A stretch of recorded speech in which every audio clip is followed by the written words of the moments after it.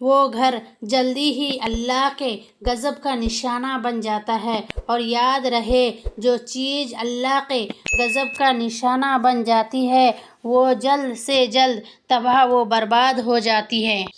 آج کی اس ویڈیو میں ہم آپ کو ایسے کاموں اور گناہوں کے بارے میں بتائیں گے جو کام ہمارے گھروں سے برکت کو ختم کر دیتے ہیں۔ اس لیے یہ ویڈیو آخر تک ضرور دیکھیں تاکہ آپ کو معلوم ہو سکے کہیں آپ بھی تو یہ کام نہیں کر رہے ہیں۔ بسم اللہ الرحمن الرحیم۔ عورتوں کے کچھ ایسے گناہ جو گھر میں بے پناہ غربت، پریشانی اور مصیبت لاتے ہیں۔ ہمارے گھروں سے برکت کو ختم کرنے کا سبب ہم خود ہیں اور ہمیں اس کے بارے میں پتہ بھی نہیں ہوتا، بلکہ ہم یہ شکوے اور شکایت کرتے پھرتے ہیں کہ ہمارے گھروں میں بابرکتی ہے، باسکون ہے اور تنگیوں کے ڈھیر ہے۔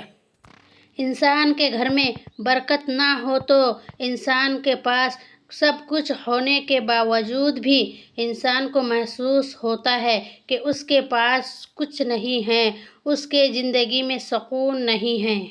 اللہ تعالیٰ نے عورتوں کو بہت سارے خوبیوں سے نوازا ہے، اگر ان خوبیوں کے باوجود بھی ہم عورتیں اپنے غیر اخلاق سے اچھے بھلے جنت نما گھر کو جہنم بنا دیتے ہیں۔ اور کان کھول کر سن لو، اس گھر میں برکت اور خوشیاں کبھی نہیں آ سکتے جس گھر میں عورت کی آواز بلند ہو، یا پھر اس گھر میں جس میں لڑائی جھگڑے بہت زیادہ ہوتے ہیں۔ اس طرح کے بہت سارے اسباب ہیں اور ان میں سے ایک اسباب یہ بھی ہے کہ ہم سب نے اپنے گھروں میں قرآن کی تلاوت کرنا چھوڑ دی ہے اور ہم قرآن سے دور ہوتے جا رہے ہیں۔ حضرت قتادہ رضی اللہ عنہ بیان کرتے تھے کہ قرآن کے ذریعے ہم اپنے دلوں اور گھروں کو آباد کر سکتے ہیں، یعنی کہ اگر کسی چیز، جگہ یا پھر مقام کو آباد کرنی ہے تو قرآن ہی ایک ایسی ذریعہ ہے جس کے تلاوت سے یا ذریعے سے ہم سب حاصل کر سکتے ہیں۔